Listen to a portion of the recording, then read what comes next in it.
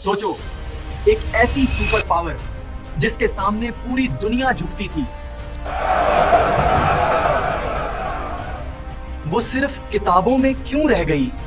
क्यों हर super power आखिरकार खत्म हो जाती है? क्यों रोमन एम्पायर जैसी नाकाबिले शिकस्त सुपर पावर टूट गई? कैसे सोवियत यूनियन सिर्फ चंद सालों में बिखर गई? क्या ताकत खुद अपनी दुश्मन बन जाती है? और क्या हम फिलहाल एक और सुपर पावर के जवाल का मुशाहिदा कर रहे हैं? इस वीडियो में आप वो राज जानने वाले हैं जो तारीख ने बार बार छुपाने की कोशिश की। हर सुपर पावर एक गलती जरूर करती है। वो समझती है कि ज्यादा जमीन तो और ज्यादा ताकत।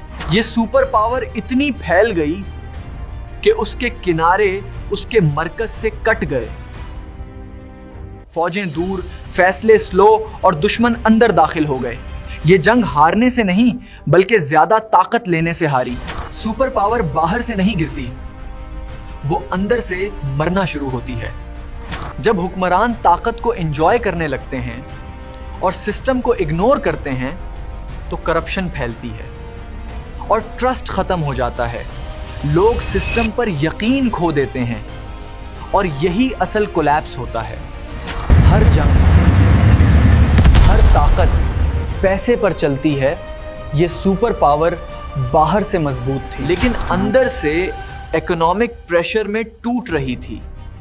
महंगाई, शॉर्टेजेस और लोगों की जिंदगी मुश्किल होती गई।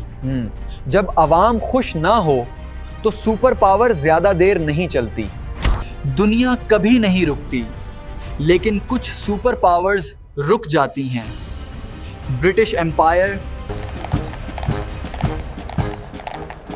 ये दुनिया की सबसे बड़ी सुपर पावर थी, लेकिन उसने नई ताकतों को सीरियस नहीं लिया।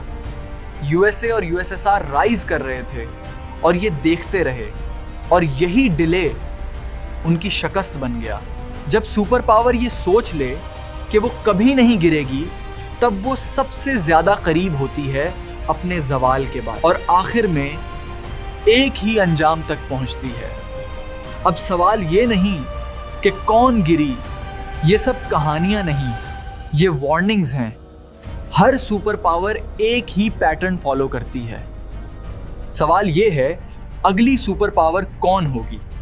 अगर आप यहां तक देख रहे हैं तो आप उन लोगों में से हैं जो हकीकत को समझना चाहते हैं। कमेंट में बताएं, आपके ख्याल में अगली सुपर पावर कौन है?